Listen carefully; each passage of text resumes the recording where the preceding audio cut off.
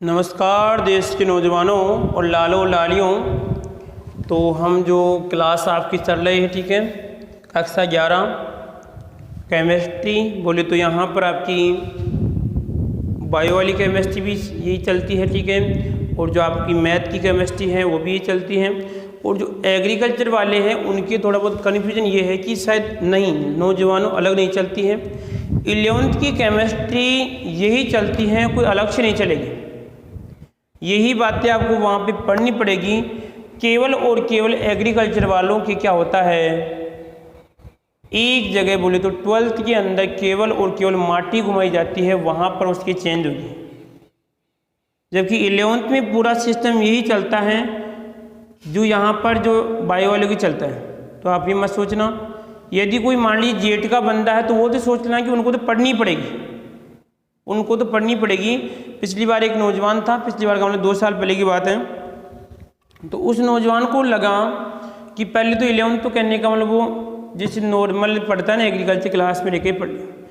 उसको बाद में मालूम चला कि जेट में तो केवल वही केमिस्ट्री आती है, बायो वाली केमिस्ट्री। तो उसने फिर क्या कर लिया, वहाँ से बायो वाली केमिस्ट्री पढ़ी फिर। तो कहने का उसका सिलेक्शन शायद वो अब की बार कुछ नंबरों से रह चुका है, अब की बार बढ़िया तैयारी कर रहा है वो। तो इससे अच्छा है कि नौजवानों आप भी अगर जेट में अगर ज़्यादा इंटरेस्ट है आपको, ठीक है, इसके अलावा मान लीजिए आप हैं फिर बीएससी करते हैं आगे, तो वही केमिस्ट्री पढ़नी पड़ती है फिर आपको। केवल कोई जो आपकी जो ये एग्रीकल्चर केमिस्ट्री है ना, इस एग्रीकल्चर केमिस्ट्री का तो मुख्य लक्ष्य है जेट में। यदि जेट में सिलेक्शन होता है तो काम में आएगी, अन्यथा कुछ काम में नहीं आती है। सीधी सी बात, आप कुछ कर भी नहीं कर सकते इसे आप, ये मुख्य कारण इसका। हाँ, जो सुपरवाइजर की आप तैयारी कर सकते हैं वो आपका जो अलग सिस्टम होगा नहीं, वैसे तो आप कितना ही कुछ मान लो, इसमें आपको फिर वापस आना पड़ता है। तो इससे अच्छा है कि यदि आपका जेट का टारगेट है तो आप अभी से लेके चलो इसको। केवल वो एक जो 12th की तो 10 नंबर का मीटर है, ओनली 10-40 में से 10 नंबर का मीटर आपको स्पेशल एग्रीकल्चर केमिस्ट्री, माटी केमिस्ट्री पढ़नी पड़ती है बस। जिसमें क्या होता है वो 10 नंबर भी आपके उसमें जो एग्रीकल्चर सब्जेक्ट है उसमें हो जाता है, ठीक है ना। तो देखो अब हमारे बिंदु पे आते हैं। कल मैंने आपको जो पदार्थ की अवस्थाएं थी, ठोस, द्रव्य और गैस के बारे में मैंने आपको बताया था, ठीक है। उसके बाद में कुछ लल्लू ऐसे भी हैं जो भी फॉर्मेलिटी करें, मैंने उनसे क्वेश्चन पूछा था, भाई क्वेश्चन का आंसर जैसे भी हो, चाहे इससे गलत हो चाहे सही हो, आंसर आना जरूरी है। नौजवान फिर बोल रहा हूँ, मेरे को ये कोई मतलब नहीं है, मेरे को भीड़ नहीं करनी है, मेरे को क्लास पे कोई विषय मतलब नहीं है, भाई इस पे 1000 UI से 5000 UI, उससे का मतलब मेरे को केवल और केवल पढ़ने वाले बंदे ध्यान रखना, उनमें एक्टिविटी वही बंदे रखूँगा, अन्यथा मैं चाहे से मैं क्लास रोज बनाऊँगा, ठीक है, मैं लिंक उन्हीं के पास भेजूँगा जो बच्चे एक्टिव हैं। आप जब खुद फॉर्मेलिटी कर रहे हैं, आपको पता है कि भाई जैसे भी आंसर आ रहा है कि भाई सर इसका आंसर ये होगा, इससे मतलब क्या है फिर क्लास लेने से, बस हाँ सर गुड मॉर्निंग भेज दिया, चलो खेल खत्म। अरे भाई गुड मॉर्निंग से मतलब नहीं है, भाई मेरे को पता है गुड मॉर्निंग आप आ गए, परंतु जो क्लास में क्वेश्चन पूछ रहे हैं उसके भी तो आंसर देने की कोशिश करो आप। अब एक नौजवान है, ठीक है, वो बड़ी मेहनत कर रहा है, शायद जो भी है, क्या नाम उसका, रोहित है, ठीक है, बड़ी मेहनत कर रहा है, वो बढ़िया आंसर दे रहा है बिल्कुल, चाहे अब जरूरी नहीं इसका क्वेश्चन गलत हो, ये कोई दिक्कत नहीं है, परंतु उसका जो मैं मेहनत मानता हूँ उस बंदे की, और उस बंदे से फिर नौजवान कहते हैं कि पढ़ता भी है। कुछ नौजवान उसके बारे में से कहते हैं कि भाई तू पढ़ता क्यों है, तो उस बंदे का इंटरेस्ट है, पढ़ने में इसकी रुचि है। तो नौजवान आप भी सावधान रहना, अन्यथा भी लेने से क्या मतलब है। और आप जहाँ से ले सकते हैं ना, आप बहुत यूट्यूबर वहाँ से क्लास ले सकते हैं, ठीक है। तो पहला क्वेश्चन तो देखो ये था, एक इस सर आपकी क्या नाम है, इस रोहित की समस्या सुनो आप क्या है। ये कह रहा है कि सर पदार्थ की कितनी है, 5 अवस्थाएं हैं। कितनी हैं, 5 अवस्थाएं। एक तो इसमें आपकी ठोस, और इसमें आएगी द्रव्य, और आपकी गैस। शायद वो एक उल्टा सुल्टा हो गया था, वो देखना यहाँ पर। इसमें आएगी चौथी अवस्था, किसको मानते हैं, आपकी प्लाज्मा को मानते हैं। वहाँ पे शायद मैंने पिछली कक्षा में आपको इसको 5 बता दिया, कोई दिक्कत नहीं है। और लास्ट वाली अवस्था आती है इसमें BEC। ये लगभग इन 2 अवस्थाओं के बारे में पूछा है वो लल्लू की, सर इन दोनों के बारे में आप वापस बताना। इसका मतलब उसको पढ़ने में इंटरेस्ट है। कुछ नौजवानों को तो बस जैसा दिख रहा है वैसा ही दे दो, कोई दिक्कत नहीं। अब वो अच्छा बुरा नहीं जानते, भाई इसमें ये हमारे लिए इसमें और हम जानने की कोशिश करें, क्योंकि आपके पास केवल केमिस्ट्री का आधार तैयार करने का यही समय है। ये 11th और 12th में ही आपकी केमिस्ट्री का आधार तैयार होगा लालू, बाद में कुछ नहीं होगा, मेरी गारंटी आपको। क्योंकि जैसे आप कोई भी तैयारी करेंगे, जैसे आप कोई नीट की करेगा, कोई अगर मान लीजिए IIT की तैयारी करेगा, कोई D फार्मेसी फार्मा नर्सिंग की मान लीजिए तैयारी करेगा, तो वहाँ पर आपको केवल भगाया जाएगा, भाई क्वेश्चन क्या रहा है ऐसे बताया जाएगा। जबकि यहाँ पर ये बेस तैयार करने का समय, यदि आप किसी स्कूल में जाते हैं तो वो यहाँ पर आपको भगाया जाएगा, बस वहाँ पे कहेगा बस कोर्स करवा दो बच्चों का, छुट्टी खेल खत्म। अब कोर्स ऐसे कैसे भी हो, कोई बच्चा पूछता है अरे 11th तो ऐसे कहते हो, लालो गलत है। यदि कुछ करना है मान लीजिए ज़िंदगी में, तो बेस तैयार करने का समय यही है, बेस तैयार करने का समय है। यदि मैं अभी आपके सामने एक क्वेश्चन पढ़ाऊँ, कोई लगभग किसी से भी आप क्वेश्चन पूछना उसका आंसर नहीं आएगा, बोलो अभी दूंगा मैं आपको क्वेश्चन, ठीक है। तो पहला देखो यहाँ पर प्लाज्मा और BEC का मतलब क्या है कि प्लाज्मा अवस्था कब बनेगी, प्लाज्मा अवस्था कब बनेगी। एक प्लाज्मा तो होता है कि आपके सर जो रक्त होता है, इस रक्त में जो आपका लगभग रंगहीन पदार्थ निकलता है उसे प्लाज्मा कहते हैं। यहाँ पर उस बायोलॉजी वाली प्लाज्मा को हम प्लाज्मा अवस्था नहीं मान रहे। यहाँ पे कौन सी अवस्था है लालो, कि जैसे मान लीजिए आपका ये परमाणु है और ये मान लीजिए सर सोडियम का परमाणु है। अब सोडियम यहाँ पे 1 इलेक्ट्रॉन दे दिया, मान लीजिए सोडियम अपना 1 इलेक्ट्रॉन देके Na+ अवस्था में आ रहा है। तो जो Na+ अवस्था में इस परमाणु की जो यहाँ पे अवस्था होगी वो कौन सी अवस्था होगी, प्लाज्मा अवस्था होगी। कहने का मतलब आयन की अवस्था में, आयन की अवस्था में जो परमाणु पाया जाएगा वो अवस्था कौन सी कहलाती है, प्लाज्मा कहलाती है। समझ गए बात को इसमें, ये प्लाज्मा अवस्था नहीं। जब ये इलेक्ट्रॉन देता है, इलेक्ट्रॉन अवस्था में इसकी अवस्था कौन सी कहलाएगी, प्लाज्मा अवस्था कहलाएगी। इसका सबसे बड़ा उदाहरण बताऊँ आपको मैं, आप देखना ट्यूबलाइट, क्या देखना, ट्यूबलाइट।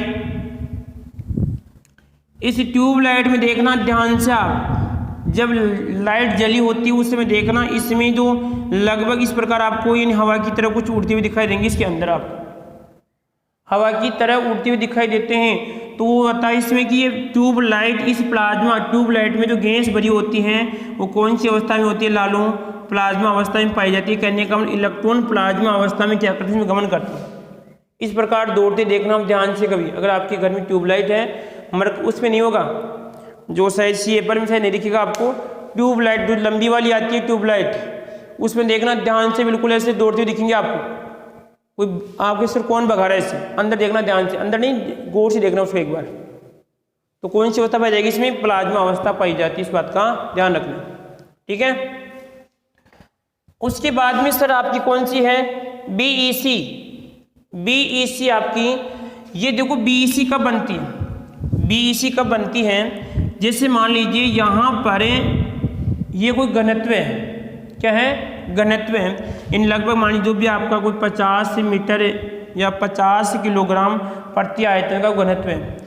इसमें से क्या करो आप, ऐसे मान लो इसका घनत्व जो भी है, जो भी आपको इसे जिसमें घनत्व की बात करते हो, किसमें आएगा किलोग्राम और किसमें आएगा मीटर क्यूब, इसमें आएगा। यह आपका कोई भी इसे 10 किलोग्राम मान लो, कितना मान लो, 10 मान लो। अब इसका मतलब क्या करो, इस 10 का 1,00,000वां भाग कितना, ये कौन सी अवस्था में, वायु की अवस्था है। लालू पूछ रहे कौन सी अवस्था, वायु की अवस्था है, ठीक है। इस वायु की अवस्था में ये 10 मान लिए।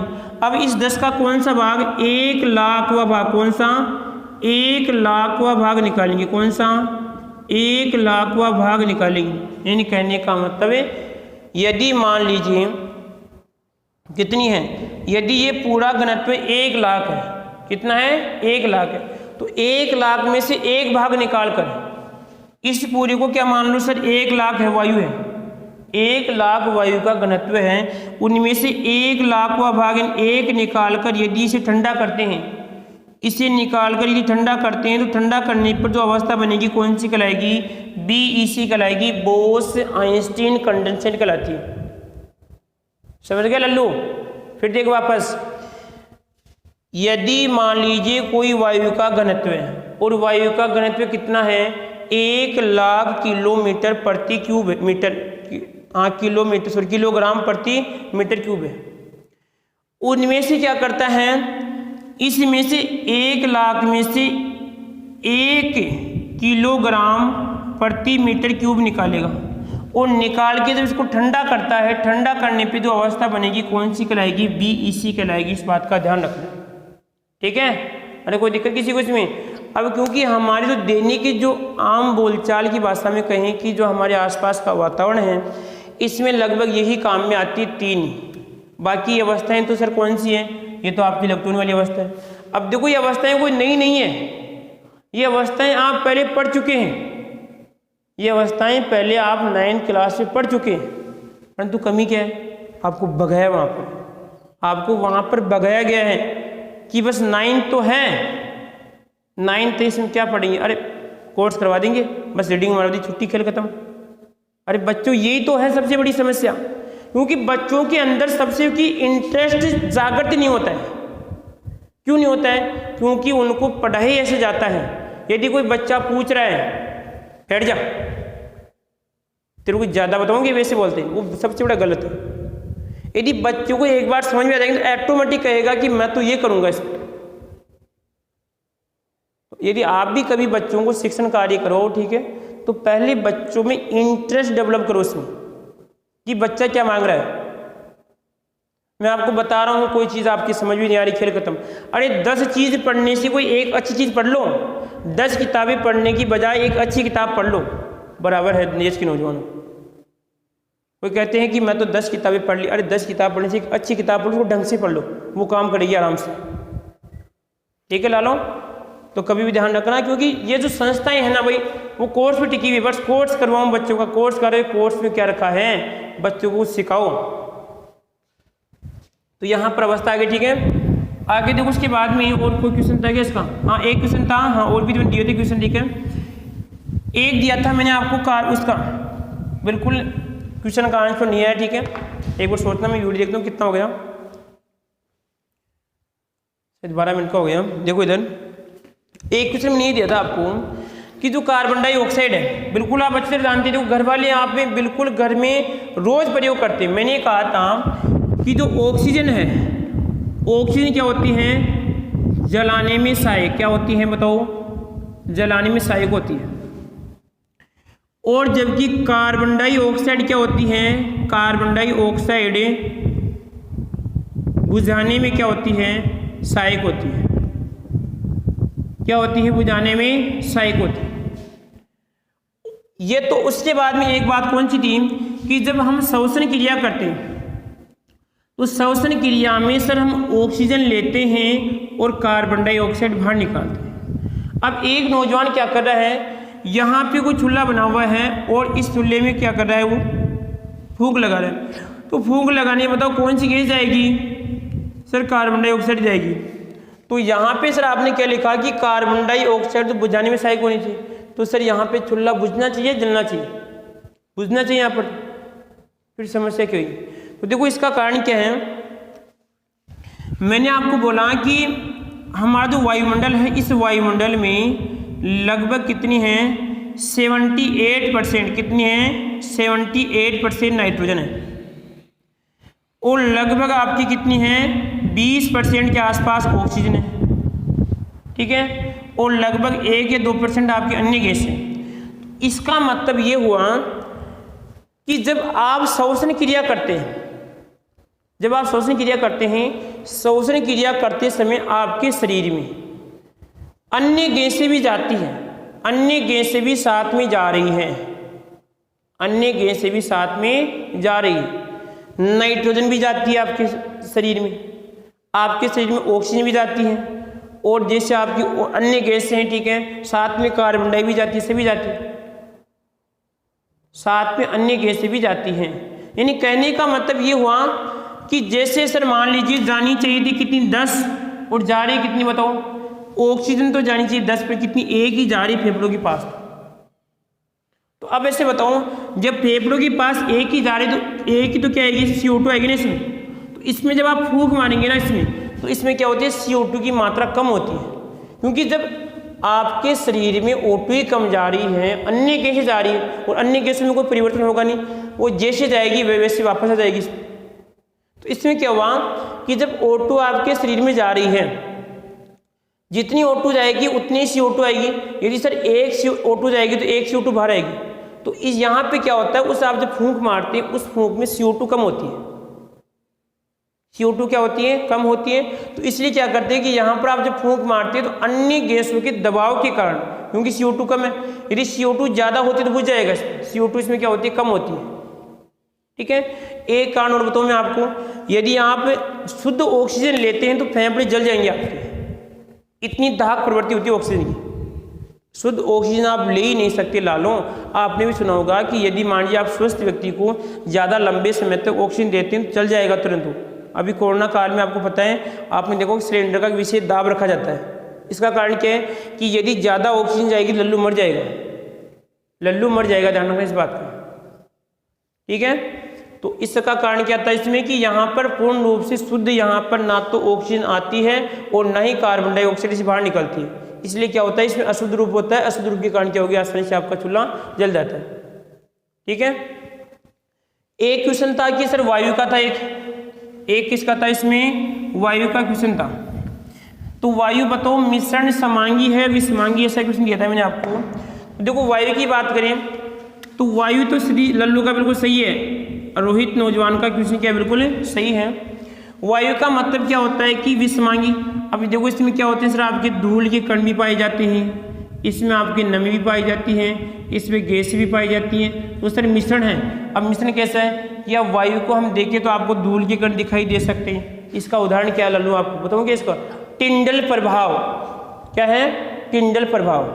अब टिंडल प्रभाव क्या होता है, टिंडल प्रभाव होता है कि जब इधर से कोई प्रकाश की किरण आती है आपके कमरे में, तो कमरे में देखना उससे जो आपकी लाइट आ रही है, जो किरण आएगी, इस किरण में देखना धूल के कण आपको दिखाई देते हैं, ऐसे धूल के कण उसमें दिखाई देते हैं। टिंडल प्रभाव नहीं आता तो मेरे से पूछ लेना, बता दूंगा। ठीक है, लिख देना कि सर टिंडल प्रभाव क्या होता है।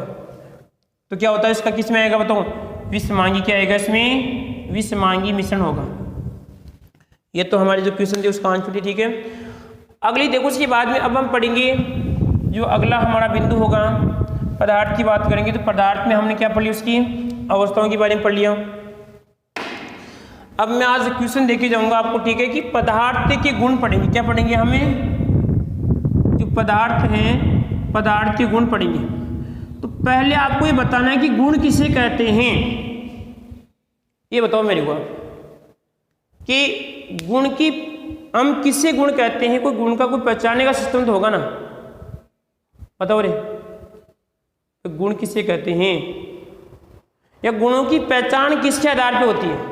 यदि मान लीजिए कोई आपको काला दिख रहा है, कोई आपको सफ़ेद दिख रहा है, कोई चीज़ आपको मीठी दिखती है, कोई चीज़ आपको मान लीजिए खाड़ी दिखती है, कोई आपको मोटा दिखता है, कोई पतला दिखता है, तो इनकी पहचान आपको किन के माध्यम से होती है,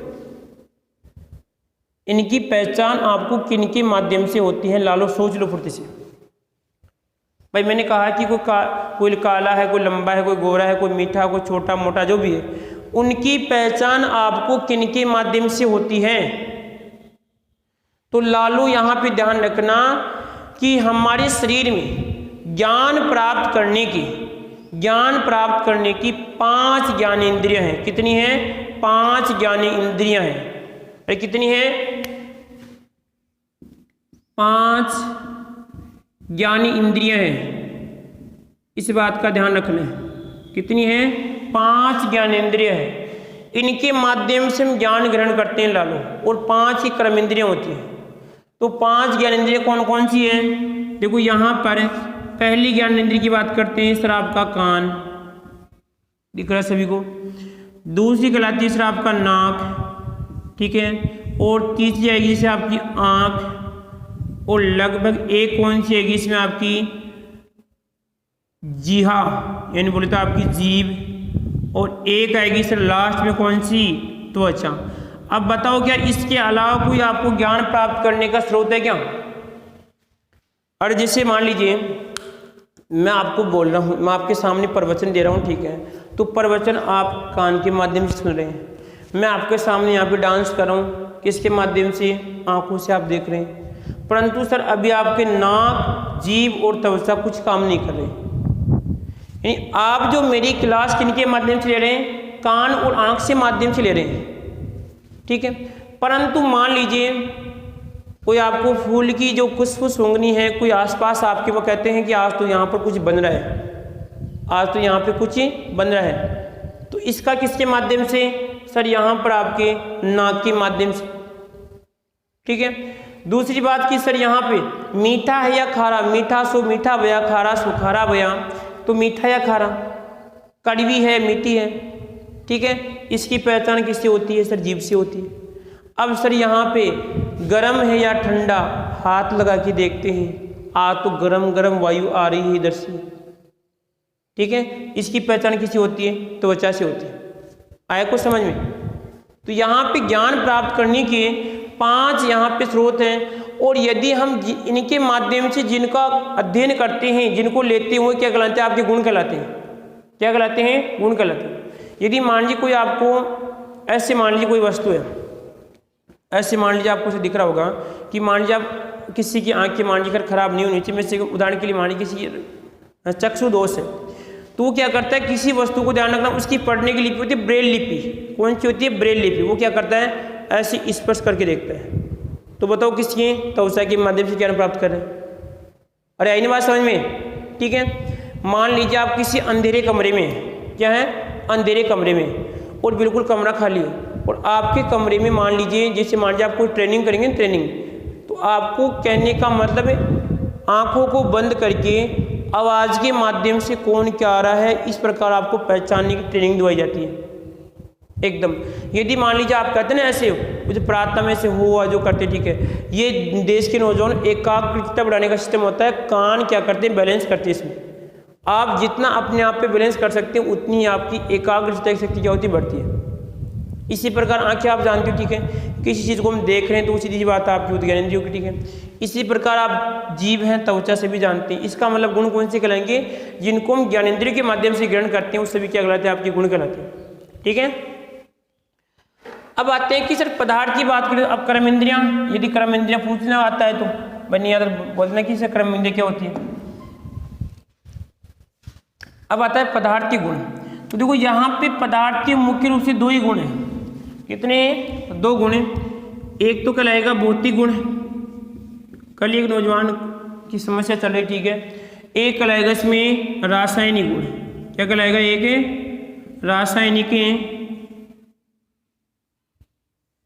रासायनिक गुण। ये 2 गुण है भाई।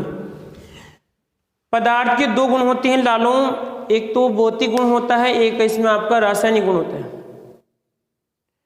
अब मैं आज की क्लास में आपको यही समस्या देके जाऊंगा लालों, क्योंकि आप कहते हैं कि हमारे भैया पढ़े हुए हैं, हमारी बुआ जी पढ़ी हुई है, या हमारे पापा पढ़े हुए हैं, या हमारे क्या है कि वो उस लाइब्रेरी में वो तैयारी कर रहे हैं। तो लालों मैं आज का क्वेश्चन आपको देके जा रहा हूँ। क्या आपको बताना है कि भौतिक गुण किसे कहते हैं और रासायनिक गुण किसे कहते हैं।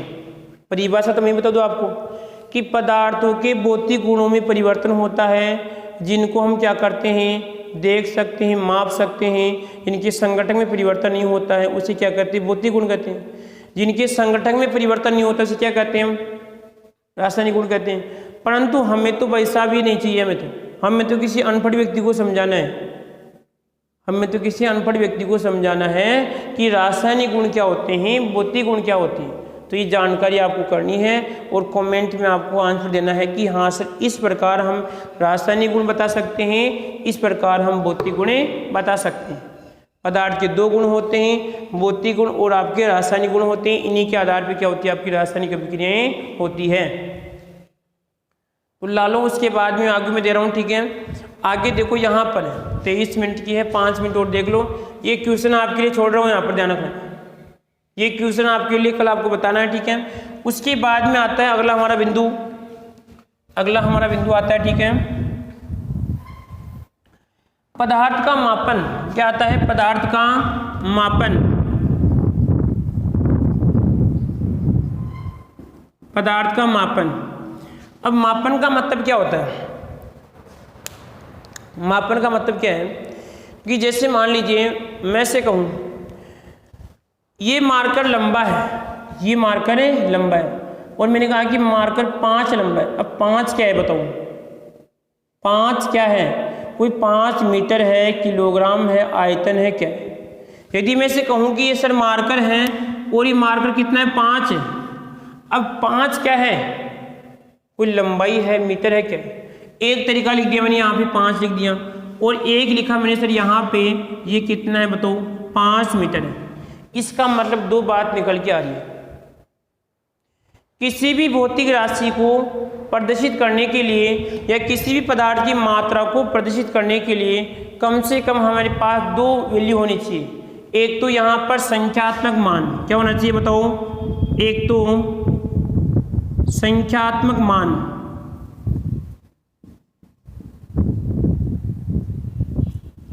एक तो संख्यात्मक मान होगा, और एक इसमें कौन सा होगा, इसमें यहाँ पे इकाई होगी, उसके होगी इसमें इकाई होगी। ध्यान रखना, किसी भी भौतिक राशि को प्रदर्शित करने के लिए हमारे पास दो मान होते हैं, संख्यात्मक मान और आपका एक क्या होती है, उसकी इकाई होती है। अब यहाँ पे बताओ इसकी इकाई क्या है, 5 मीटर है। अरे ऐसे बताओ, आप जब दूध देने जाते हो दुकान पे, जहाँ पर डेयरी होती है, तो वहाँ पे कहते हो कि 5 लीटर आज मेरे पास, या मेरे पास 20 लीटर है, मेरे पास 50 लीटर आज दूध दिया मैंने, कहते हैं दुकान वाले को। या मान लीजिए आप कहते हैं किसी से, आप क्या लेके आते हैं कि जैसे आपने कुरकुरे की नमकीन की थैली लेके आ गया, आप क्या करते हैं, नमकीन की थैली, तो आप ऐसे बताओ रहे कि सर नमकीन, एक तो मैं से बोल दूँगा यहाँ पर नमकीन,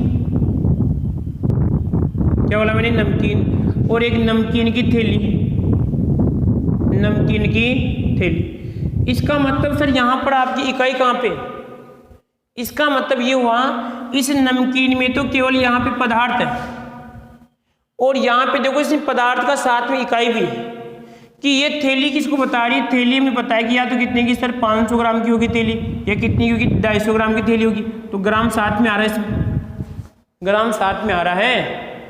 तो इसका मतलब ये हुआ, यदि कोई भी भौतिक राशि है उसको प्रदर्शित करने के लिए कम से कम हमारे पास एक तो संख्यात्मक मान होना चाहिए और एक इकाई वाला मान हमारे पास होना चाहिए। ये दो मान होना जरूरी है लालो, इस बात का ध्यान रखना है। क्वेश्चन बन सकता है कि किसी भौतिक राशि को प्रदर्शित करने के लिए दो परिणाम होने चाहिए, एक तो संख्यात्मक परिणाम होना चाहिए, इकाई वाला परिणाम होना चाहिए।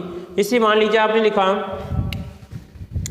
अगर मैं उदाहरण की बात करता हूँ, जैसे मान लीजिए ये आपका कोई भी गिलास है और इस गिलास का आयतन कितना है, 5 मीटर क्यूब है, तो ये क्या आ गया इसमें बताऊँ, इसका मात्रक आ गया। ये क्या है इसका बताओ, संख्यात्मक मान है, यानी मात्रक भी अकेला नहीं हो सकता और ये भी आपका अकेला नहीं हो सकता, ठीक है। परंतु एक समस्या बाद में बताऊंगा, ठीक है, एक है, ठीक है। इसी प्रकार मान लीजिए आप क्या कर रहे हो कि मान लीजिए यह आपका इस प्रकार कोई भी है और इसका घनत्व मान लीजिए कितना, लगभग 10, और यहाँ पे किलोग्राम प्रति यहाँ पे आएगा मीटर क्यूब, क्या है बताओ, घनत्व 10 किलोग्राम प्रति मीटर क्यूब है। तो ये भी क्या है, इसका मात्रक है, ये इसकी क्या संख्यात्मक मान है। तो स्पष्ट निष्कर्ष क्या निकलता है, किसी भी भौतिक राशि को प्रदर्शित करने के लिए हमारे पास दो मान होने चाहिए, एक तो संख्यात्मक मान होगा, एक आपकी इसमें इकाई वाला मान होगा लालो। तो इतना आपको याद रखना है, ध्यान रखना है। जो मैंने क्वेश्चन दिया था, क्वेश्चन क्या है इसमें, क्वेश्चन का सभी का आना चाहिए कि भौतिक गुण किसे कहते हैं और रासायनिक गुण हम किसे कहते हैं। यदि हम किसी का भौतिक गुण पहचानेंगे तो किस प्रकार पहचानेंगे और रासायनिक गुण हम किस प्रकार पहचानेंगे। लालो यहाँ पे जो हमारा चैनल है, इस चैनल को आप आगे बढ़ाओ और कितना आप आगे बढ़ाते हैं, ठीक है।